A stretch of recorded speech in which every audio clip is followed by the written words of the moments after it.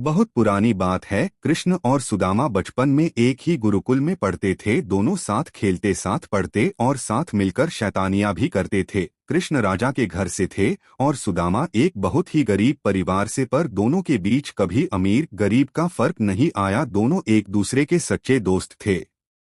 एक दिन गुरु माँ ने दोनों को जंगल से लकड़ी लाने भेजा। रास्ते में तेज बारिश शुरू हो गई। दोनों भीग गए, ठंड से कांप रहे थे। सुदामा ने देखा कि कृष्ण थक गए हैं। उसने अपना कपड़ा कृष्ण को ओढ़ा दिया। कृष्ण ने मुस्कुराकर कहा, सुदामा तू सच्चा दोस्त है। दोस्त वही होता है जो मुश्किल में साथ दे। दोनों पेड़ के नीचे बैठकर बारिश रुकने का इंतजार करने लगे। भूख लगी तो गुरु माँ ने जो थोड़ा सा चना दिया था, दोनों ने आधा आधा बांट लिया। कृष्ण ने कहा, जो थोड़ा सा हो पर दोस्ती के साथ हो वही सबसे मीठा होता है। समय बीतता गया। कृष्ण द्वारका के राजा बन गए। उधर सुदामा गरीबी में जीने लगे। उनके घर में खाने को भी कभी कभी कुछ नहीं होता था। सुदामा की पत्नी ने एक दिन कहा, तुम्हारे बचपन के मित्र कृष्ण अब राजा है, एक बार उनसे मिल आओ, शायद वो मदद कर दे।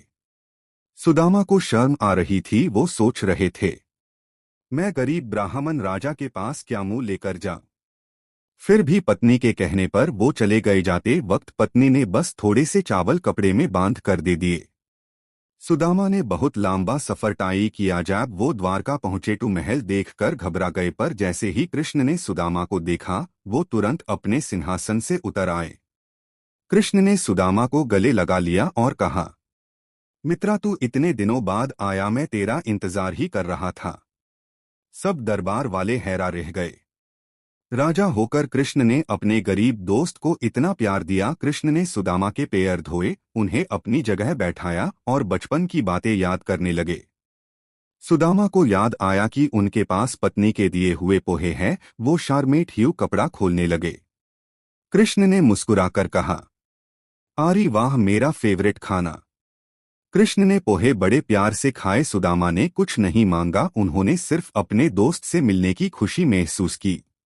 कृष्ण सुदामा के मन की बात समझ गए। बिना कुछ कहे उन्होंने सुदामा को विद्या दे दी। जब सुदामा घर लौट रहे थे, रास्ते में उन्होंने देखा कि उनकी झोपड़ी की जगह एक सुंदर महल खड़ा है। अंदर उनकी पत्नी और बच्चे अच्छे कपड़ों में खुश थे। सुदामा समझ गए कि ये सब कृष्ण की कृपा से हुआ। उनकी आंखों में आंसू आ गए। वो बोले, कृष्ण ने मुझसे कुछ मांगा नहीं, फिर भी मुझे सब कुछ दे दिया।